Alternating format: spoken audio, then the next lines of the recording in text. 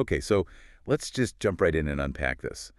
Um, usually when we talk about preparation, and I mean like true, deep, life-altering preparation, there's a certain scale that we expect, right? Yeah, absolutely. A sense of proportion. Right. Like if someone tells you they are systematically overhauling their entire nutritional baseline and they are plotting out these intense daily, weekly, and monthly maintenance algorithms for their physical body, Hmm. and they're confronting deep-seated psychological anxiety disorders and like fundamentally manipulating their gut microbiome. Yeah.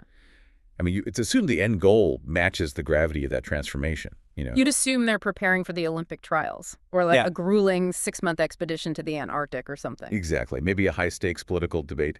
The catalyst just has to justify the sheer tonnage of the effort. Hmm. But what if I told you that the inciting incident for this level of extreme, multi-tiered self-optimization was an invitation to look at a smartphone? I mean, it feels completely disproportionate when you phrase it exactly like that. It really does. It sounds wild. It does, but what is so revealing here is how the lines between personal milestones and like corporate spectacles have just entirely evaporated. We are examining a cultural shift where a tech keynote is no longer just a press briefing about circuit boards and glass. Right. It's so much more than that now. It really operates as a high-status cultural arena. It has the social weight of, honestly, a royal coronation for a certain demographic. And that brings us to the core of today's deep dive. Yeah. So today we are looking at a deeply personal, meticulously detailed set of notes written by a young woman named Leah. Yes, and she's in her early 20s, I believe. Right, early 20s, and she has just secured an invite to an official iPhone launch event. Now, the timestamp on these notes is, it's crucial here. They were written on May 13th. Okay, May 13th. Yeah, and the actual launch event is anticipated for September or October. So we are looking at a 4 to 5 month runway. And Leah, looking at her current life, explicitly states that she feels like a, quote, total mess. Which is such a vulnerable thing to admit. Totally. And she has never been granted access to a space like this before. So to bridge the massive psychological, honestly physical gap between how she feels right now and how she needs to feel when she walks through those doors, she drafts what she terms her glow-up plan. And our objective for this deep dive is to really deconstruct this master plan from the ground up. Because to view this as just a simple list of face creams and gym schedules would be a massive disservice to the source material. Oh, absolutely. It's so much deeper than that. It really is. This document is a profound exploration of modern tech culture intersecting with personal aesthetics and wellness regimens. We are going to analyze her psychological baseline, her nutritional strategy, the staggering volume of her physical routines, and ultimately, her final aesthetic presentation. The goal is to truly grasp the undeniable gravity that a Silicon Valley keynote holds for a first-time attendee trying to survive in that ecosystem. Survive is the right word, yeah. Right. But I am so glad we are starting with a timeline because I have to push back on this premise for a second. It is May. The event is in the fall. That's 4 to 5 months. It's a massive chunk of the year. It is. I mean, I have run half marathons where my training schedule was significantly shorter than Leah's preparation for sitting in a high-tech auditorium. It really makes you step back and ask, like, why does a tech keynote command this level of personal transformation? Right, because she is not Tim Cook. Exactly. She is not presenting the phone. She is an attendee sitting in a chair. Well, to understand the why, you have to examine what an official iPhone launch represents in the broader zeitgeist. Picture the room. It is populated by the most influential tech journalists, high-profile venture capitalists, global influencers, and cultural tastemakers. Yeah, it's a very specific crowd. Very intense. It's very intense. It is an environment engineered to project extreme exclusivity and flawless integration. So for a woman in her early 20s who self-identifies as an outsider, that room represents the absolute pinnacle of intimidating spaces. Oh, for sure. The imposter syndrome would be off the charts. Exactly. The months of preparation have very little to do with the phone itself. This is about forging the necessary armor to simply exist in that room without being entirely consumed by that imposter syndrome. The idea of forging armor perfectly sets up the very first phase of her notes.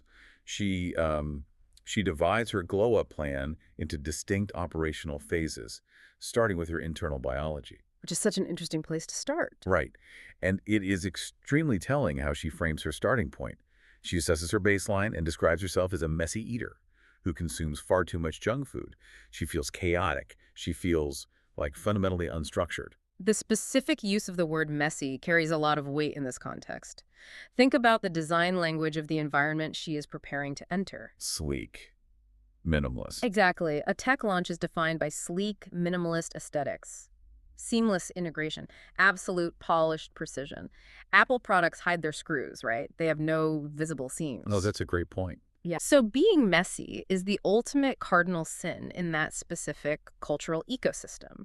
She is looking at her own life and identifying a critical bug in her operating system. That is exactly the analogy that came to my mind. It's like she is treating her own biology as corrupted software that requires an immediate, comprehensive patch. She sees the messy bugs, the unstructured junk food habits, and she is attempting to rewrite her internal code with highly structured, deliberate nutritional inputs. And her methodology is striking too. It is, because she doesn't mandate a severe starvation diet. Mhm. She doesn't pivot to, like, a brutal liquid cleanse. She relies entirely on the concept of swaps. And the psychology behind swapping versus outright eliminating is a foundational pillar of sustainable behavioral change. When you simply eliminate a habit, you create a psychological vacuum. Right, and that vacuum is dangerous. It is. That vacuum generates feelings of deprivation, and deprivation almost invariably leads to a system crash or relapse. Leah sidesteps the vacuum entirely. She isn't depriving herself. No, she is systematically upgrading her inputs, much like swapping out an outdated graphics card for a newer model while keeping the motherboard intact. She swaps added sugar for diet sweeteners. She swaps the unpredictable variables of junk food for the controlled environment of homemade meals. And the execution of these upgraded inputs is exhaustive. Like, rather than vague goals, she builds a highly specific database of approved fuel. She lists scrambled eggs. And for fruits, she doesn't just say fruit, she explicitly catalogs them. She lists them out, yeah. Right, she lists grapes, apples, bananas, oranges, and pears. She lists veggies like carrots and corn. And then we get to her protein matrix: tuna, chicken, tempeh, and tofu. We cannot skim past that protein list because it reveals a very specific kind of logic. It really does. It's fascinating. Right. If she isn't just throwing chicken onto a plate, she is deliberately bridging two completely opposing nutritional philosophies here. It is a highly calculated matrix. She includes the lean animal proteins, the tuna and chicken, which are the bedrock of traditional hyper-efficient fitness and bodybuilding diets. Yeah, very macro focused. Exactly. But then she seamlessly integrates tempeh and tofu, which are the foundational pillars of plant-based, holistically minded wellness culture. This indicates a desire to cover every conceivable dietary base. She wants it all. She does. Yeah. She isn't subscribing to a single rigid dogma. She is constructing an omnivorous, comprehensive defense grid for her body. She wants the raw muscle synthesis provided by the poultry, but she also demands the fermented, easily digestible, gut-friendly profile of the tempeh. It is optimization from every possible angle. It is absolute optimization. But, this is exactly where I have to challenge the logic of her swaps. Because amidst all this hyper-healthy, deeply calculated nutritional upgrading, the tempeh, the grapes, the meticulous homemade meals, she explicitly mentions her beverage swap. Ah, yes. The soda. Yeah. She writes, and as for sugary sodas, I tend to swap them with soda zero. Now, from a strictly biological standpoint, if the ultimate goal is a fundamental physiological upgrade, is swapping a sugary soda for a zero-sugar soda packed with artificial sweeteners actually an upgrade? It's a fair question. Right. Or are we just looking at a psychological comfort mechanism masquerading as health? Well, that specific swap highlights the tension between biological purity and psychological endurance. If we judge it purely on nutritional merit, it is a highly debated harm reduction tactic. Sure, less sugar, but still. Exactly. But if we analyze it through the lens of Leah's overall strategy, it is a necessary compromise. She is attempting to overhaul her entire baseline existence over the course of a few months. If you systematically dismantle every single familiar comfort, If you strip away the junk food, the unstructured eating. and you eradicate the tactile sensory ritual of cracking open a cold, carbonated beverage, the central nervous system will rebel. The soda zero acts as a psychological tether. Oh, a tether, I like that. Yeah, it delivers the sensory feedback of her previous messy life, the carbonation, the artificial sweetness, the auditory cue of the can opening, without inflicting the caloric penalty she is actively trying to avoid. It prevents a total system shock while she navigates a massive identity transformation. That makes perfect sense. It's like leaving the familiar icon of an old app on your home screen so you don't panic, even though you've completely rewritten the back-end code. You know, it provides the illusion of continuity. Exactly. And she desperately needs that continuity to preserve her energy because the sheer volume of physical output she immediately demands of herself is staggering. We transition from the fueling of the body to the exertion of the body, and her athletic roster reads like a decathlon. The physical regimen is unrelenting. It really is. I'm going to weave through this list of activities because when I first processed it, I had to reread it twice. To prepare for sitting in a convention center, she mandates yoga, Pilates, walking, running, swimming, aerobics, badminton, and I'm to pause here, snorkeling. Snorkeling. Yeah, to pause on snorkeling. The kinetic variety is what jumps out immediately. You are looking at a masterclass in varied muscular engagement. You have the deep isometric holds and flexibility demands of yoga and Pilates. Right, very grounding. And then you balance that with the steady-state cardiovascular engine of walking and running. Then you introduce the explosive, reactive, fast-twitch requirements of badminton. And finally, you submerge the entire system in the aquatic resistance of swimming and snorkeling.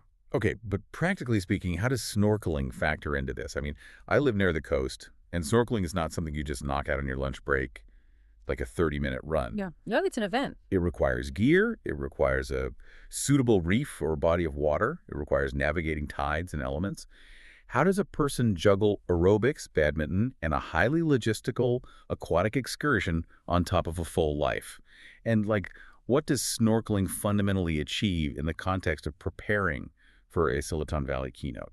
If we look past the physical caloric expenditure and examine what these specific environments do to the human nervous system, a clear pattern emerges here. This regimen is not merely about sculpting a specific physical silhouette.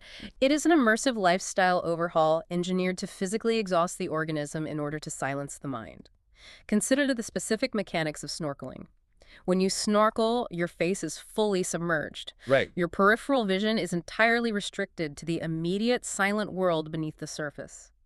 Auditory input is reduced to the amplified, rhythmic sound of your own breathing echoing through the plastic tube. It's a highly effective, naturally occurring form of sensory deprivation. Wow. That reframes it entirely. It isn't just an exercise, it's an escape pod. Precisely.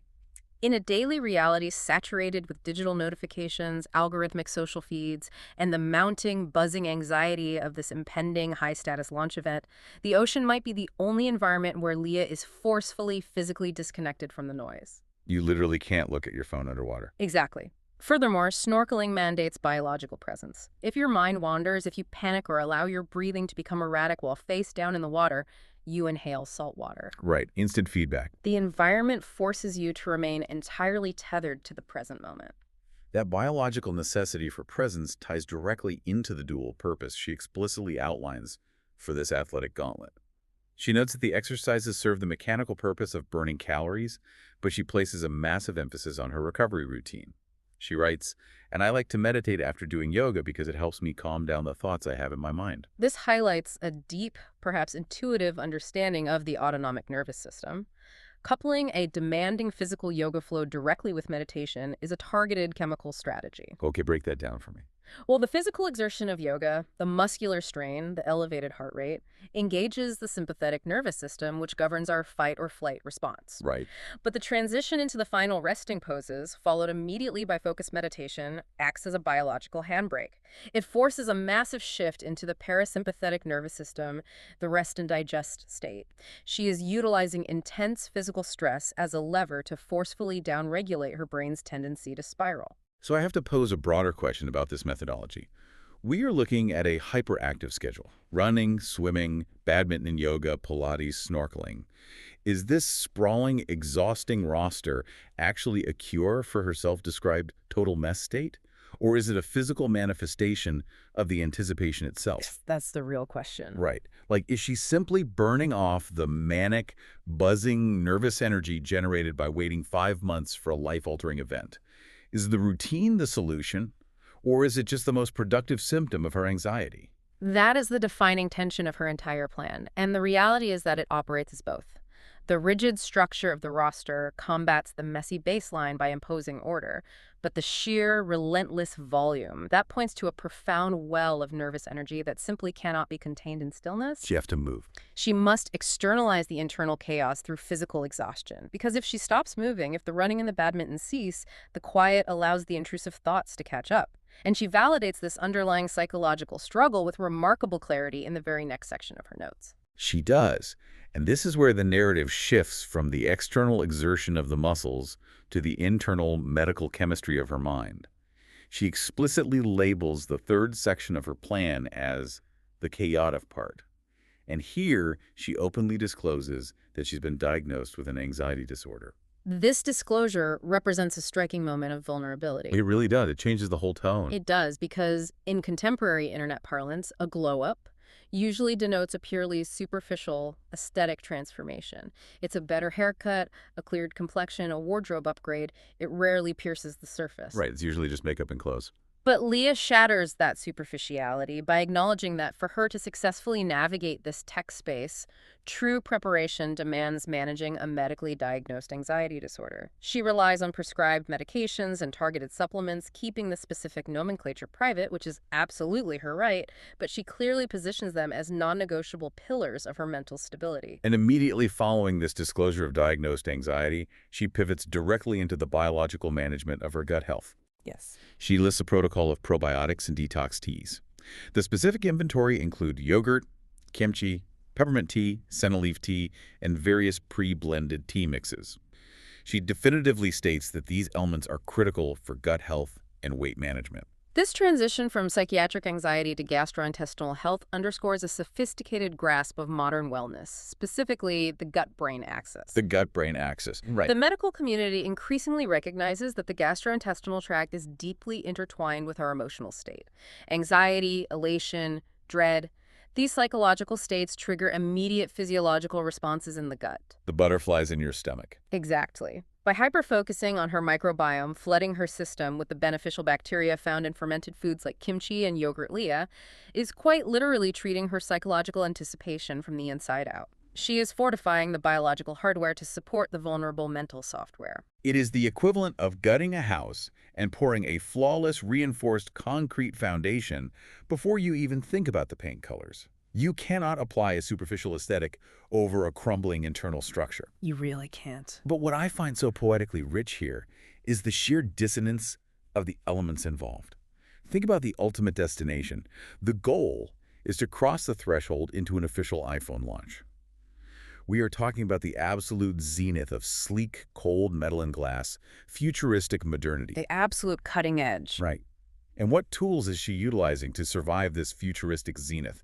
Kimchi, fermented cabbage, a biological preservation method developed thousands of years ago.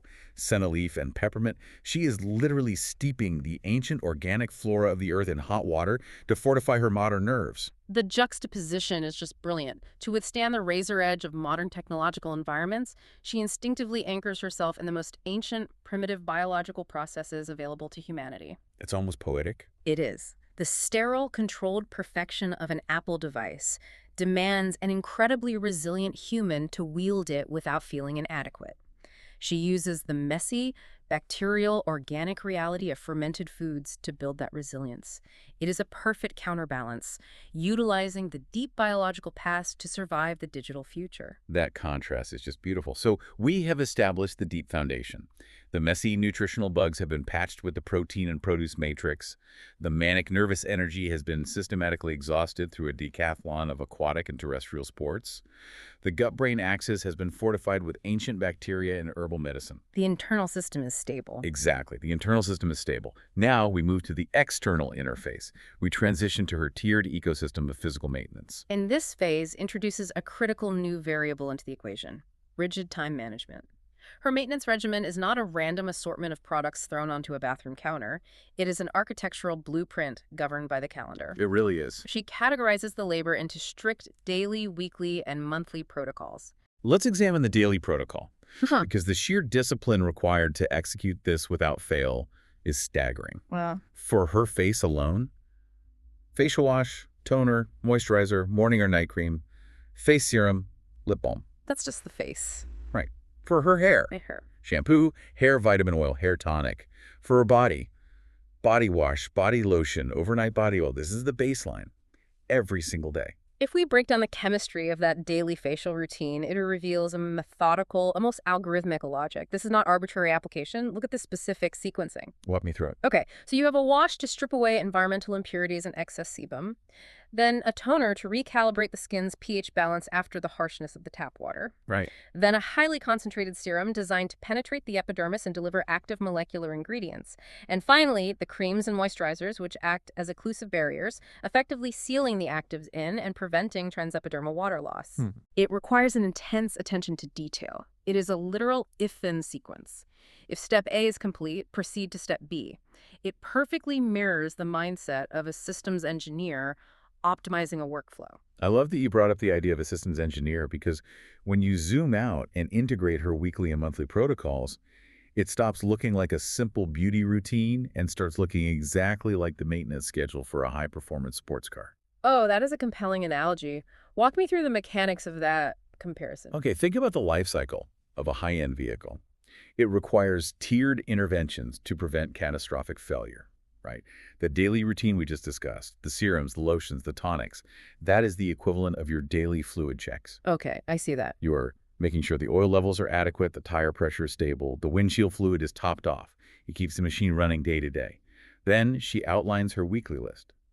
A sheet mask, a full face and body scrub, deep scalp conditioning, a targeted hair mask, and the shaving of excess body hair. That's a lot of weekly labor. It is. And that is your weekly run through the premium detailing wash.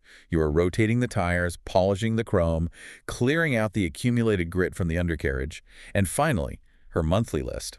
Professional hair treatment and a facial spa at the salon. The professional intervention. Exactly.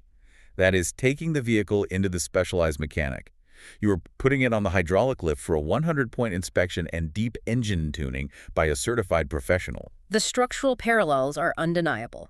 And we have to ask, what psychological benefit does a rigid, multi-tiered maintenance schedule provide to the owner of that vehicle? Peace of mind. It delivers peace of mind. It guarantees predictable performance. By enforcing this unyielding, calendar-bound structure on her physical body, Leah is constructing a sanctuary of predictability for her anxious mind. Oh, that makes so much sense. The internal chaos of her diagnosed anxiety is counterbalanced by the absolute, unwavering control she exercises over her external routine.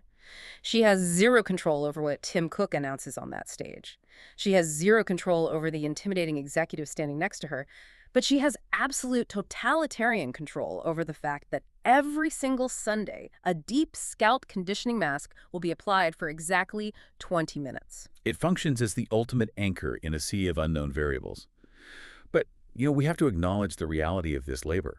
The months of daily serums, the weekly abrasions of the body scrubs, the expensive monthly salon interventions, all of this is entirely invisible to the people at the event. Completely invisible. They don't see the spreadsheets. Right. No one sees the process, they only witness the result. The singular thing that matters on the day she walks into that keynote is the final visual manifestation. And that brings us to the culmination of her notes and the striking visual evidence we have of her final look. This is the moment where the months of theoretical preparation collide with the physical reality of the event floor. We are looking at her styling, her makeup strategy, and her sartorial choices. Let's dissect the outfit first. She meticulously selects a black dress, tights, and a sheer blazer. She justifies this combination by stating it is, quote, "so me and my aesthetic." Pay close attention to the semiotics of those garments. A black dress, tights, a blazer. What specific visual language does that communicate when deployed in Silicon Valley? Serious business. It broadcasts corporate practicality, it is intentionally muted, it is undeniably professional. The inclusion of the blazer is particularly vital. A blazer instantly adds an architectural layer of structural authority to the wearer. It gives you shoulders, it gives you shape. Exactly. She is deploying clothing as camouflage to blend into a room heavily populated by tech executives and media personnel.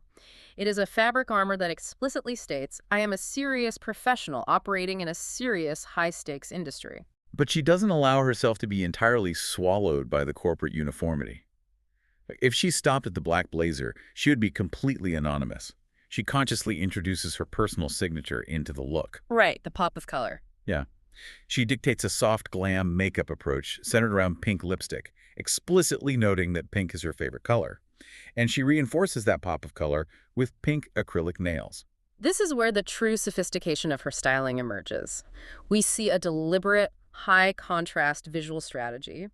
The foundational outfit is austere, muted, and utilitarian, but the cosmetic choices, the pink lips, the acrylic nails, are unapologetically feminine, highly personalized, and vibrant. It's a great contrast. The pink acrylic nails are a particularly noteworthy detail.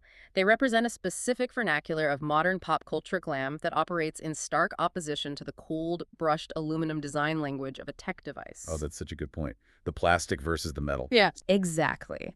By integrating the pink acrylics with the austere blazer, she is blending the rigid professionalism demanded by the tech world with the vibrant, expressive identity of a young woman who refuses to erase her personality just to fit into a corporate mold. She is claiming space for her authentic self within the armor. And we absolutely must highlight the strategic brilliance of her footwear.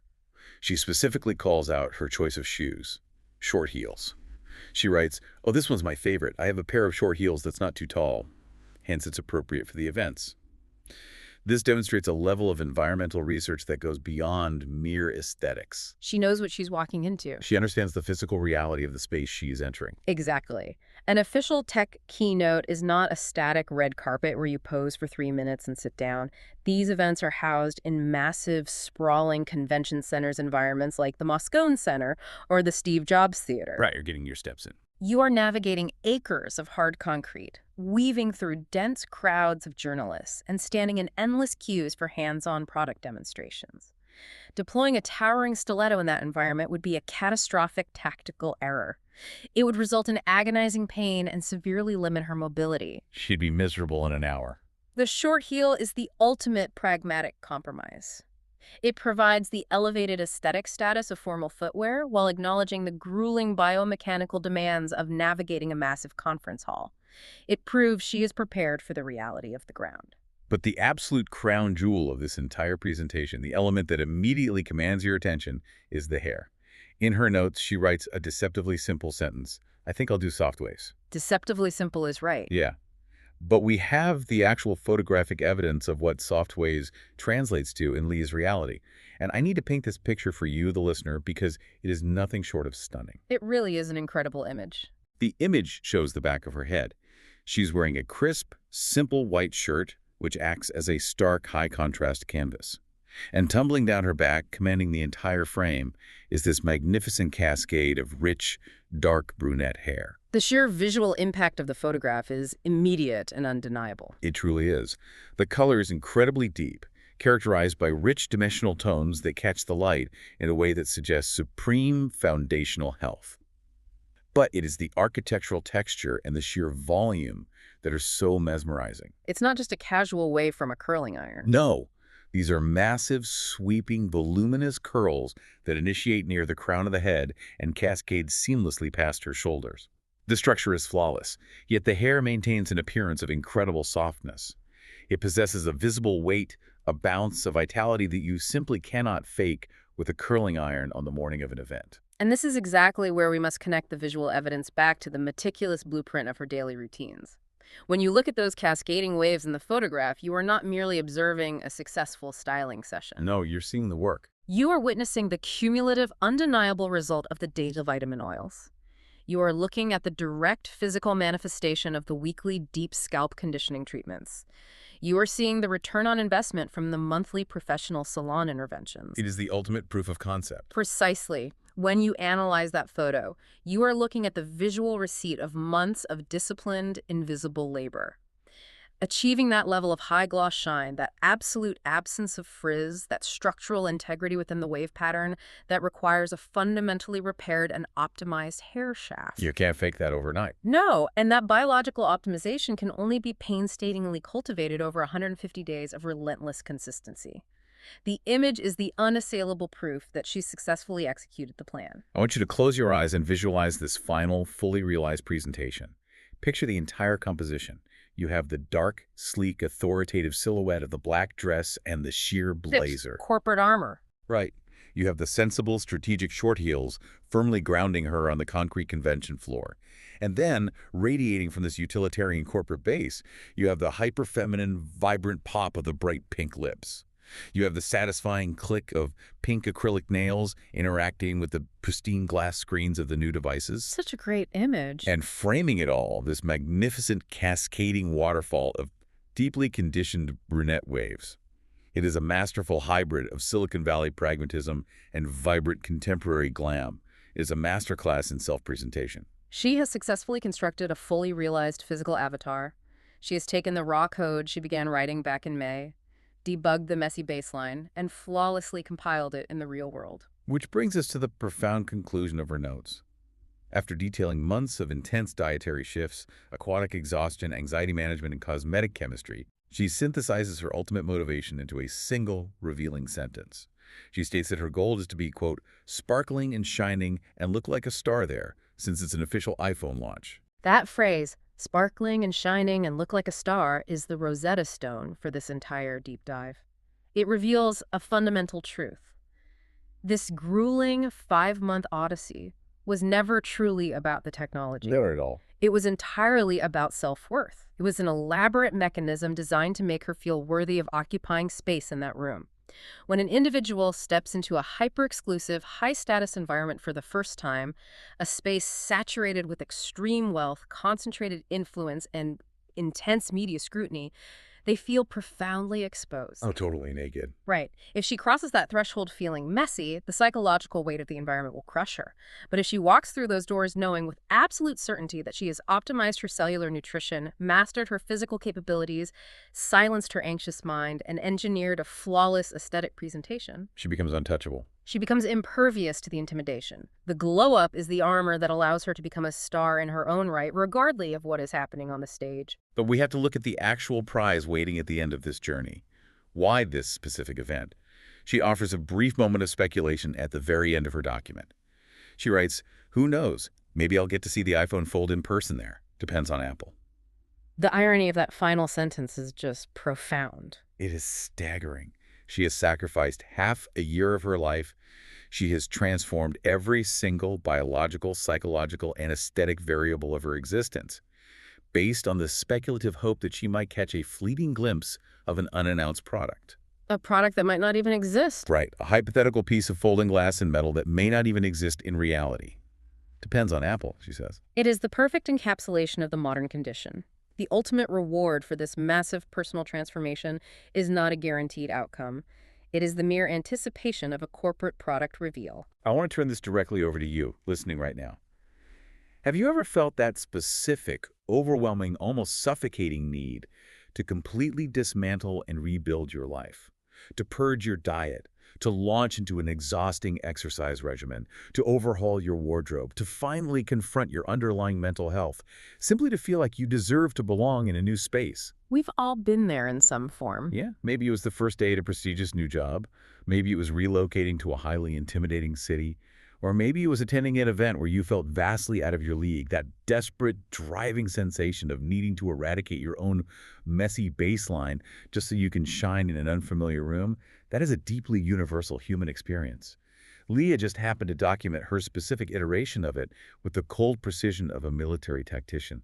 It speaks to the enduring human desire to rise to the occasion, to forcefully adapt our biology and our psychology to survive the environments we aspire to enter. It does. But it also leaves me with one final lingering thought, a concept that is hard to shake when you look at the sheer scale of what she accomplished. We've spent this entire time dissecting how monumental this preparation was. It was massive. Leah devoted 4 to 5 months of her life to curating her internal organs, managing her psychiatric health, and crafting an impenetrable aesthetic shield, all for the chance to look at a folded screen. So I leave you with this to mull over. What does it fundamentally say about our modern society that our most profound, disciplined, and transformative periods of self-improvement are increasingly triggered not by personal milestones, not by marriages or births or spiritual awakenings, but by the cyclical product launches of massive tech corporations? Are we glowing up for ourselves? Yeah, exactly. Are we glowing up to become the best versions of ourselves, or are we simply glowing up to ensure we are worthy of the products we consume? That might just be the defining question of our era. Thanks for diving deep with us today. We'll see you next time.